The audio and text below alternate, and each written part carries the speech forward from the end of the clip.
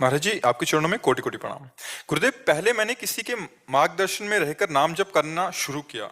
मुझे कुछ अनुभव भी हुए, परंतु एक ऐसा अनुभव हुआ जिसे व्यक्त करना मेरी वाणी में सामर्थ्य नहीं है, जिसके कारण मुझे लगभग 1 वर्ष तक समस्या रही। इस वजह से मुझे अभी नाम जप से बहुत डर लगता है। नाम जप ऐसा हो नाम जप क्या जो डर पैदा कर दे, ऐसा नाम जप क्या जो समस्या पैदा कर दे। नहीं, गलत हो, सही नहीं हो। नाम जप समस्याओं का नाश करता है, नाम जप निर्भय करता है, निश्चिंत करता है, निशोक करता है। ऐसी कोई अनुभूति नहीं होती। तुम क्या जपोगे? कितने साल के हो? मैं 23 इयर्स की। 23 साल। हाँ, इस अवस्था में तो धुआं मचा था मंत्राकार वृत्ति। 13 वर्ष से भगे गुरुजनों के चरणों में रहते। 13 दूनी 26, 26, 28 में तो ऐसा ना किसी को देखना ना सुनना, रात दिन। तो हमको तो और निर्भय होते चले गए हम तो। तुम कहती हो कि साल भर से ऐसा हो गया वैसा। जी, ये कि मैंने जैसे जाप करा हुआ है तो हमेशा कुछ ना कुछ अलग, जैसे स्वप्न भी आते वो बुरे आते, और जो अनुभव होते मतलब वो सब कुछ बुरा ही होता है। तो मुझे लगता है सब नहीं, पागल हो। आपने सही ढंग से सुना नहीं है कांतिक। भी सुना, और मुझे इतना नहीं पता। नहीं सुना भी क्या, जब पता नहीं तो सुना क्या। हम कहते हैं हमारे मन में अनेक जन्मों की गंदी बातें भरी हुई हैं। जब हम नाम जप करते हैं, भजन करते हैं, तो गंदी बातें डिलीट होने के लिए बाहर निकलती है। जैसे हम कोई मैसेज डिलीट करना चाहें तो सामने आता है। तो हमको ये सोचना है कि हमारा नाम जप उन गंदी बातों को डिलीट कर रहा है। वो हमको प्रेरणा नहीं दे रहे, वो आती चली जा रही। चित्रगुप्त के द्वारा हर चित्र सहित गुप्त बात उसमें लिखी हुई है मन में, और वो बिना पूरा निर्मल हुए भगवत साक्षात्कार नहीं होता। निर्मल जन मन सो मैं पावा। तो भगवान का नाम क्या करता है? मन को बिल्कुल साफ करता है। अब उस समय गंदगी निकल, जैसे यहाँ बैठे हो कोई गंदगी नहीं, लेकिन अभी खड़े हो, सोहनी लगाओ तो देखो बाहर गंदगी मिलेगी, पोछा लगाओ तो आपको गंदा मिलेगा। तो अब सोहनी और पोछा लग रहा है, नाम जप, नाम कीर्तन, भगवत चर्चा, तो मन की गंदी बातें निकल रही। ऐसा सोचना चाहिए। आप उल्टा क्यों सोच गए? उल्टा सोच गए। नाम जप फिर से शुरू कर दें महाराज? हाँ, और क्या करना चाहिए? जीवन का लाभ यही नाम जप। आपका सही अनुभव नहीं है। निर्भय, निश्चिंत, निशोक, बेपरवाह, अलबेली मस्ती भगवान के नाम में। अच्छा, अभी एक बार कह दीजिए कि अब ऐसा कभी कुछ नहीं होगा, बस तो फिर मैं जप नहीं करूंगी। क्या कह दे हम? आप कह दीजिए कि कुछ ऐसा नहीं होगा, कुछ भी ऐसा कुछ नहीं होगा नाम जप की। बस आपके अंदर जब वो बात आवे तो उस बात को समझो कि ये बात निकल रही, आई नहीं है। नहीं आप कहोगे महाराज जी ने ऐसे कहा था फिर भी बात आ रही है। वो तो आएगी, जो उसमें भरी हुई है मन में वो आएगी। अच्छा, जो गंदे स्वप्न है वो हमारे संस्कार हैं, कोई नए नहीं है। जो हमने जन्म जन्मांतर में गंदगी बटोरी है वही स्वप्न में परोसता रहता है मन, वही सामने रखता रहता है। कभी अच्छा स्वप्न आ गया, कभी बुरा स्वप्न आ गया, कभी बेसिर पैर का स्वप्न आ गया जिसका कोई अस्तित्व तो नहीं है। तो स्वप्न में तो कोई खास बात नहीं है। जागृत में हमारे अंदर जो गंदगी आती है वो मन डिलीट कर रहा है। स्वप्न में अपना बस नहीं है, वो संस्कार वो आता रहेगा। जब हमारा भजन सूक्ष्म शरीर में प्रवेश करेगा तो स्वप्न भी, देखो जैसे अपने लोगों को है ना, तो स्वप्न ही नहीं आते। वो आएंगे तो कभी संत महात्माओं के बीच में है, कभी भागवतिक कोई स्वप्न है, वैसे थोड़े आएंगे कि घर परिवार संसार है ही नहीं तो आएंगे कहां से? कोई है नहीं घर परिवार संसार वाला, संस्कार तो आएंगे कहां से? तो जो संस्कार हमारे अंदर सूक्ष्म शरीर में है वही स्वप्न में फेंकता है। जब हम नींद में नहीं गए और मन बच गया तो फिर वो संस्कार स्वप्न में फेंकता है। इसलिए नाम जप करो, और सब संतों की कृपा रहती है। जो भजन करते हैं ना, सब संतों का आशीर्वाद रहता है। किशोरी लाल सैनी जी, जयपुर से। महाराज जी, राधे राधे। महाराज जी, मेरा प्रश्न है कि मनुष्य की आयु सांसों की संख्या के हिसाब से होती है या समय सीमा की, इतने साल जियोगे? जैसे सांसों की श्वास समय नहीं। चांगदेव जी थे, उस समाधि के द्वारा 1400 वर्ष की अवस्था पर पहुंच चुके थे। जहां मृत्यु का समय आता वो असंप्रज्ञात समाधि को प्राप्त हो जाते। समय निकल गया, श्वासें अपनी बचा। जैसे हमारी श्वासें भोगों में बहुत रफ्तार से खर्चा होती है। अगर हम शांत प्राणवायु का संशोधन करके रोके तो 1-1 मिनट, 2-2 मिनट, जिसमें 50 श्वासें हमारी बचती चली जाती, वही आयु बढ़ जाएगी। बोले अमुक संत 150 वर्ष के, 250 वर्ष के, हम झूठ नहीं मानते। यदि वो प्राणायाम परायण है तो अपने श्वासों को उन्होंने संग्रह किया, तो ऐसा हो सकता है। जब चांगदेव ज्ञानदेव जी के चरित्र में आता है 1400 वर्ष के थे। देवरा बाबा के लिए भी अपने सुना गया कि काफी मतलब वर्ष के होकर शरीर त्यागा। कोई कहता है 250 वर्ष, कोई कहता है 500 वर्ष, ऐसा। तो हम इस पर संशय नहीं करते, क्योंकि श्वासें हैं 100। अब हम मान लो 100 श्वासें हैं, अब रफ्तार से दौड़े तो 100 श्वासें बहुत जल्दी खर्चा हो गई, और हम अगर प्राणायाम कर लिया तो हमारी श्वासें वही बढ़ गई ना। तो श्वास से है, एक एक श्वास हमारी बिल्कुल नियत है, और वो श्वास जहाँ खर्चा हुई तो खत्म हो गया, जीव खत्म हो जाएगा। कि मेरा इसमें ये एक साथ था कि जो एथलीट हैं जो दौड़ लगाते हैं, जैसे मेडल लेके आते हैं कंट्री में, तो वो एक्सरसाइज करते हैं, उसमें भी सांस जल्दी खत्म हाँ, खत्म होती है कि कुछ भी नहीं करते, घर में बैठे हैं, वो ऐसे बैठे हैं, वो अपनी सांस को नहीं, उनकी ज्यादा खर्चा होती है विषय भोगों में, विषय चिंतन में। और ये जो कामोपभोग है, इसमें सबसे ज्यादा श्वास खर्चा होती है। आप संकल्प करो केवल काम का, तो आपके श्वास से प्रश्वास बढ़ने लगेगी। एक शरीर में नाड़ी है, मनोवाह नाड़ी। शरीर में कहीं वीर्य नहीं है, कहीं नहीं है। जैसे पित्त की थैली, ऐसी कोई वीर्य की थैली नहीं है। मनोवाह नाड़ी पूरे रक्त का मंथन करके और वीर्य को निकालती है, जैसे दूध का घी होता है। तो जब वो मंथन करती है तब बड़ा बहुत ही रफ्तार से श्वासें। आप कभी अनुभव करना गृहस्थी में, केवल काम भावना से युक्त होने पर आपकी श्वास प्रश्वास की रफ्तार बढ़ने लगेगी, क्योंकि मनोवाह मंथन शुरू कर दिया। और जब आप क्रिया में होंगे तब तो विशेष श्वासों का खर्चा होता है। तो ये हम नहीं अनुमान लगा सकते। हो सकता है वो केवल दौड़ता है, उतनी केवल श्वासें उसकी जा रही और शांत है, लेकिन वो कितनी बार काम वेदना से युक्त हुआ होगा, कितनी बार काम क्रीड़ा की होगी, जिससे उसकी श्वासें बहुत नष्ट हुई हैं। गायत्री जी, महाराज जी आपके चरणों में कोटि कोटि प्रणाम। महाराज जी, मैं जो भी कार्य करती हूँ, नौकरी करती हूँ, उसी में डूब जाती हूँ, खो जाती हूँ। नाम जब छूट जाता है, कार्य के छोड़ देने से या समाप्त हो जाने से नाम जब फिर शुरू होता है, मन फिर शांत और आनंदित होता है। पर मैं किसी भी परिस्थिति में नाम जब नहीं छोड़ना चाहती। महाराज जी, इसके लिए मेरा मार्गदर्शन करें कि मैं क्या करूं। अभ्यास जितना हमारा नाम जप का सुदृढ़ होगा, उतना ही जब हम युद्ध करते हुए नाम जप करने की आज्ञा को देखते हैं भगवान की, महामनुष्मर युद्ध से, तो हमें लगता है युद्ध से बढ़कर तो कोई संसार का कार्य भयावह है नहीं। उसमें अपनी गर्दन बचानी, सामने वाले की काटनी है, और उसमें भी भगवान का स्मरण करते रहना। तो हमें लगता है कि हमारा अभ्यास अभी कमजोर है, तो हम उस अभ्यास को पुष्ट करने के लिए 2 कार्य करें। पहला कार्य, जो कार्य हम कर रहे हैं बड़ी एकाग्रता से करें, उस कार्य को भगवान को समर्पित कर दें। 2 घंटे, 4 घंटे, 8 घंटे जो कार्य में लगे वो भगवत अर्पित कर्म कर दे। दूसरी बात, उस 8 घंटे के कार्य में क्या हमको बिल्कुल 1 मिनट बहिर्मुख नहीं हुए, 1 मिनट हमको उस कार्य से सोचने का अवसर नहीं मिला, लेकिन हमें नाम में सही प्रियता ना होने के कारण हम नाम की जगह और कुछ सोचने में समय लगा दिया। अगर हम 5 मिनट में एक बार राधा नाम बोले तो हम बहुत जल्दी कवर कर लेंगे 24 घंटे को। 5 मिनट में एक बार पकड़ो, किसका है प्रश्न? 5 मिनट में एक बार राधा नाम, सबको ही पकड़ो, एक बार बोलना है 5 मिनट राधा, खत्म। फिर अगले 5 मिनट में एक बार बोलना है राधा। यार इतना तो किसी भी काम में किया जा सकता है। कंप्यूटर चले, 1 सेकंड रोक लिया, राधा, फिर 5 मिनट छुट्टी, फिर एक बार बोलो राधा। कुछ दिन बाद आप देखो, अगर राधा में ना हो जाओ तो हमें बताना, राधा राधा, क्योंकि हर 5 मिनट में चिंतन चलेगा, एक बार राधा बोलना है, सैकड़ों बार राधा बोल पाओगे। आप पहले मन को फंसाना सीखो। तो कोई भी कार्य ऐसा नहीं है जो कार्य करते हुए भजन न किया जा सके। जैसे कई बार हमने कहा, हम आपसे बात कर रहे हैं, बड़े ध्यान से आपका वो प्रश्न सुनते हैं और ध्यान से उत्तर दे रहे हैं, तो क्या इस समय भजन रहित है क्या? कि बात कर रहे हैं तो बिल्कुल फ्री बात कर रहे हैं? नहीं, हमारे दिमाग में वो चल रहा है। एक अंदर का चिंतन होता है, आप यहां बैठे हो लेकिन अंदर का चिंतन चल रहा है, उस अंदर के चिंतन में नाम फिट कर दो बस।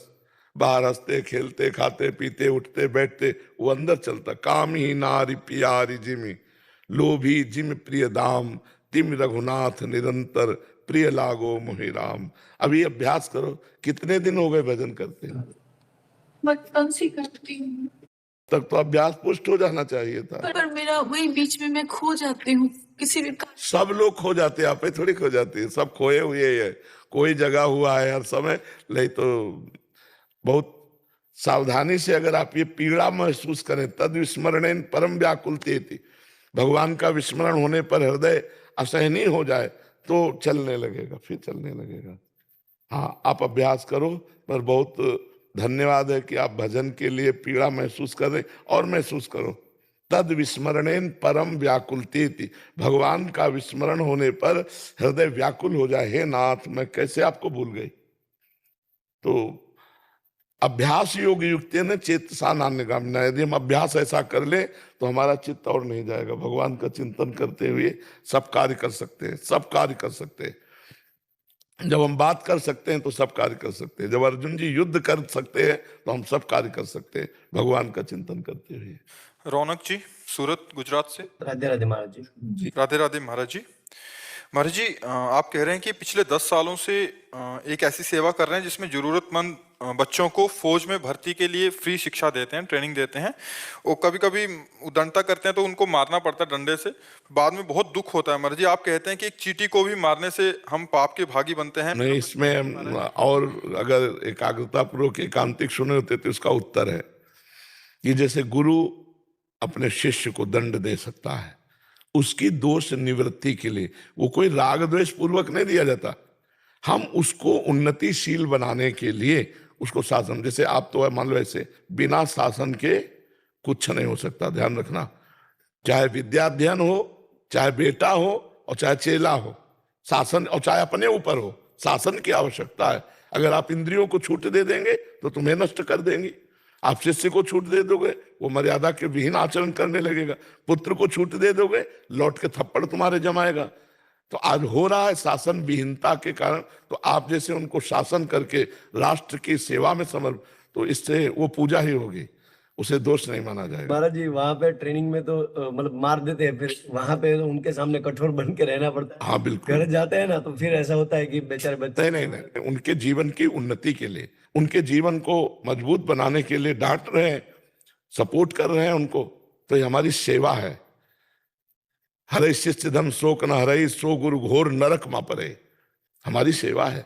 तो आप जैसे राष्ट्र सेवा के लिए जवानों को तैयार कर रहे हैं और उसके लिए उनको दंड देना पड़े, वो पूजा होगी। आप उस पर ऐसा ना सोचे जैसे गुरु शिष्य को, जैसे पिता पुत्र आदि को, तो उसमें कोई द्वेषवश जो किया जाता है, नफरतवश, वो ठीक नहीं है, वो नहीं ठीक है।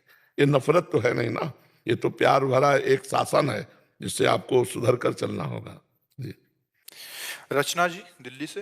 राधे राधे महाराज। राधे राधे महाराज जी। महाराज जी, जीवन मुक्त समझ आता है, भगवत प्राप्त भी समझ आता है, किंतु भगवत बोध संपन्न एवं भगवत प्राप्त महापुरुष में क्या अंतर है? भगवत बोध संपन्न एवं भगवत जो प्राप्त। तत्वबोधि संपन्न महापुरुष है वो सर्वत्र तत्व का दर्शन करेगा। लेकिन जो भगवत साक्षात्कार किए हुए, जैसे राम रूप का, तो जड़ चेतन जग जीव जब सकल राम में जाने, उसको सब में राम दिखाई देंगे। गोपियों को श्याम दिखाई देते हैं, लेकिन तत्व ज्ञानी को ब्रह्म तत्व नजर आता है, भगवत तत्व नजर आता है। वो रूप का नहीं, वो तत्व का होता है। समझ रहे? भगवत दर्शन साक्षात्कार और तत्व दर्शन में इतना अंतर है। जो विद्या विनय संपन्ने ब्राह्मणे गव्यहस्तिनी सुनीचो सुपाके चा पंडिता समदर्शिना, जो विद्या विनय संपन्न ब्राह्मण में, गाय में, हाथी में, कुत्ते में एक ही तत्व को देख रहा है, वो ज्ञानी है। प्रेमी सर्वत्र अपने प्रभु को देखता है। जैसे गोपियां नहीं कहने जित देखो तित श्याममयी है, और गोस्वामी जी कह रहे सीए राम में सब जग जानी, ये भेद है। तत्व वो दर्शन करता है, ये रूप दर्शन करते। सब में प्रभु का रूप समाया, सब में उसी का रूप समाया। एक एक कण में जहां दृष्टि जाती है वहां अपने प्रभु को देखता है। समझ पा रहे हैं आप? हाँ जी, जो भगवत प्राप्त हमें ऐसा लगता था जिनको ऑलरेडी साक्षात्कार हो चुका है प्रभु का साक्षात, और भगवत बोध संपन्न जिनको जैसे हमने कहानियों में या ग्रंथों में पढ़ा है जिसमें ऊपर से प्रकाश या आकाशवाणी हुई। ये कोई फिल्मी स्टाइल नहीं है, ये तस्मात् शास्त्रम प्रमाणम थे, शास्त्रीय प्रमाण होना चाहिए। भगवत तत्व दर्शन वेदांत दर्शन के अनुसार होता है। और ये भक्ति के अनुसार भगवत साक्षात्कार होता है। सब अपने हृदय में भी प्रभु का दर्शन, सब में भगवान का दर्शन होता है। समझ पा रहे हैं आप? ये साकार भगवान के दर्शन की बात है, भगवत साक्षात्कार। और तत्वबोध वो निराकार तत्व की बात है। वो सर्वत्र व्याप्त है बिजली की तरह, उसका कोई नाम नहीं, कोई रूप नहीं, सर्वत्र एक ही तत्व है और इनका नाम है और रूप है। बोले मेरे राम जी सब में विराजमान, मेरे श्याम जी सब में विराजमान है, घनश्याम जी सब में विराजमान। समझ रहे ना आप? तत्व वही है, बात एक ही है, लेकिन एक निराकार तत्व का दर्शन सर्वत्र करता है और एक साकार प्रभु का दर्शन करता है। तो उसे कहा गया भगवत साक्षात्कार, उसे कहा गया तत्वबोध। तत्वबोध मोक्ष पदवी, भगवत साक्षात्कार प्रेम पदवी। अपने प्रीतम के रूप में रूप छके घूमत रहे, तन को तनिक न भान, नारायण दृग जल बहे यह प्रेम पहचान। प्रभु की रूप माधुरी चिंतन में और वो तत्व चिंतन में सर्वत्र एक ही तत्व है, शांत हो गया। महाराज जी, एक ही महापुरुष को दोनों अनुभव हो सकते हैं? नहीं, एक समय में नहीं हो सकते। अब वो जैसे तत्वबोध हो गया, अब अगर वो चाहे तो वो प्रेम मार्ग में जा सकता है, चाहे, पर चाह मिट्टी तभी तो तत्वबोध हुआ, तो चाह होती नहीं। अब ऐसे स्वाभाविक भगवान कोई रूप का आकर्षण कर दे, जैसे मधुसूदन सरस्वती जी तत्वबोध में स्थित महापुरुष है, और भगवान जी मुरली मनोहर ने अपना रूप दिखाया तो कहने लगे बंसी विभूषित करा नव नीरदाभात पीताम्बरा दरुड़ बिम्फला दरुष्टात पूर्णेन्द्र सुंदर मुखाद दरविंद नेत्रात कृष्णात परम किमपि तत्व महम न जाने। कृष्ण से भी कोई बढ़कर तत्व है ऐसा मैं नहीं जानता। और पहले तत्वबोध में थे तो तत्व बताया ना कि कृष्ण से बढ़कर कोई तत्व है, मैं ऐसा नहीं जानता। अब उनके चित्त को श्री कृष्ण रूप ने आकर्षित कर लिया। महाराज जी, तत्व का पूरा ज्ञान तो हाँ, पूरा तत्व का ज्ञान तो रहता है। महाराज जी, जैसे आप बनारस में थे तो वहाँ बोध और ज्ञान दोनों हुआ महाराज जी। अब आप ये वाले क्षेत्र में अपने पूर्णता हासिल किए तो वो अनुभव तो है ही महाराज जी। पर हमें ज्यादा परेशानी इसलिए नहीं पड़ी कि हम भगवान शिव के साकार रूप की भी उपासना में रुचि रखते थे। हम केवल निराकार तत्व में नहीं रखते थे, भगवान शंकर के रूप में। तो रूप में आने में हमें ज्यादा परेशानी नहीं पड़ी। नहीं, एकदम शुष्क हृदय होता है, जो ज्ञानी का हृदय होता है उसमें करुणा मैत्री नहीं होती, करुणा और मैत्री नहीं होती। ये उपासना का रंग होता है महाराज। हाँ, क्योंकि करुणा किस पर करे, मैत्री किससे करे? अपने जगह कोई है नहीं तो किससे करुणा मैत्री करे? ये सब वृत्तियां नहीं रहती, ये प्रेमी में रहती, करुणा मैत्री ये सब मिलती है।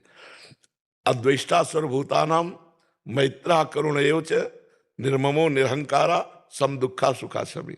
जो किसी भी प्राणी में कोई दोष दर्शन नहीं करता या सब में एक ही भगवान को देखता है, सबसे मित्रता और करुणा का व्यवहार करता है।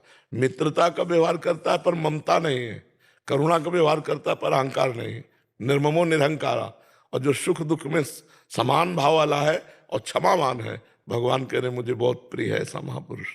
पर ये बहुत कठिन बातें है, प्रवचन कर लेना अलग बात है, स्थिति आना बहुत कठिन बात आती है। वो केवल भजन से आती है, गुरुजनों के चरणों का आश्रय, रात दिन भजन, तो स्थितियां बनती जाती है। महाराज, 3 तरीके से हम लोग भगवान के दर्शन कर सकते हैं। जैसे एक तो सब में हमने भगवत भाव किया, इनमें भी भगवान है, सब में भाव करना अलग बात, तो भगवत साक्षात्कार करना अलग बात है। तो भगवत साक्षात्कार जब होता है तो उनकी कांति आप 2 शब्दों में कुछ एक्सप्लेन करेंगे कि? पहले शब्द में कहते हैं अनिर्वचनीयम। 2 शब्द तो हो ही नहीं सकते, पहला ही शब्द है अनिर्वचनीयम। अनुभव गम्य भजय जय संता, क्या आता है? अनुभव। वो सिर्फ अनुभव का स्वरूप है। जो भी वर्णन किया जाता है वो बाहरी बात होती है। जैसे हमने कहा हमारे प्रभु की नवीन जलधर कांति, तो क्या नवीन मेघ की कांति जो प्राकृतिक बादल है वो चिदानंदमय कांति से जोड़ा जा सकता है क्या? जैसे वर्णन आया राम जी का रूप कैसा, बोले केकी कंठाव नीलम, जैसे मोर के गले की कांति। तो क्या मोर के गले की कांति देख ली तो राम जी की कांति देख ली क्या? नहीं, राम जी का चिदानंद रूप है। चिदानंद में देह तुम्हारी विगत विकार जान अधिकारी, और मोर प्राकृतिक है। तो 13 रूप कहते नहीं आ रहे, जैसे ही हरिवंश कछुक जस गावे। आपका रूप कहने में नहीं आता, वाणी की सामर्थ्य नहीं कि आपका रूप वर्णन कर सके। फिर भी वाणी को पवित्र करने के लिए प्राकृत शब्दों को जोड़ करके उनके रूप की कल्पना भावना ऐसे की जाती है। बकाया वो अनुभवगम्य है, वाणी की सामर्थ्य नहीं कि बोल सके। बोले कैसे भगवान के नेत्र हैं? कमल दल। तो क्या कमल दल को देख लिया तो भगवान के नेत्र देख लिए? प्रियाजू के नेत्र कैसे हैं? बोले खंजन मीन मृगज मद मेटत कहा कहो नैनन की बातें। खंजन पक्षी के नेत्र, मछली के नेत्र और मृग शावक के नेत्र, बोले इनके अभिमान को मेटने वाले प्रियाजू के नेत्र। खंजन मीन मृगज मद मेटत कहा कहो नैनन की बातें। तो क्या इनके देखने से प्रियाजू के नेत्र देख लिए क्या? जिन नेत्रों का एक बार भार पड़ा तो लालजू मूर्छित हो जाते हैं, वो नेत्र मृगज मृग शावक या मीन या खंजन उपमा में ही नहीं आते। पर अब करे तो क्या करे? अगर हम कुछ इशारा देना चाहते तो प्राकृतिक ही बात कहनी पड़ेगी और वो जमती नहीं है। बोले सूर्य का प्रकाश कैसा? तो कागज में हम बना के दिखा दें ऐसा ऐसा, तो आभास तो हमें हो जाएगा, लेकिन सही माने में हम नहीं देख पाएंगे। आभास तो हो जाएगा कि सूर्य ऐसा हो, ऐसी किरणें होंगी। जैसे बिजली है, एक बिजली की कांति अगर हम कागज में उतारे तो आभास तो दिला सकते हैं कि बादल में बिजली ऐसी होती है, लेकिन क्या वो बिजली की कांति वास्तविक आ पाई? क्या नहीं आ पाई ना। तो एक प्राकृतिक बिजली की कांति नहीं आ पाई। और पीता अरुण अनंत तडिल लताभाम, अनंत बिजलियों जैसी कांति प्रियाजू के श्री अंग की कैसे आ पाएगी? हम कह रहे हैं जैसे हम सूर्य को दर्शाना चाहें तो कागज में उसी रंग से रंग कर, जैसे सूर्य की कांति, तो हमें आभास हो जाएगा कि सूर्य ऐसा होता है, आभास हो जाएगा। और हम कल्पना कर सकते हैं, कल्पना कर सकते हैं ना, भावना कर सकते हैं।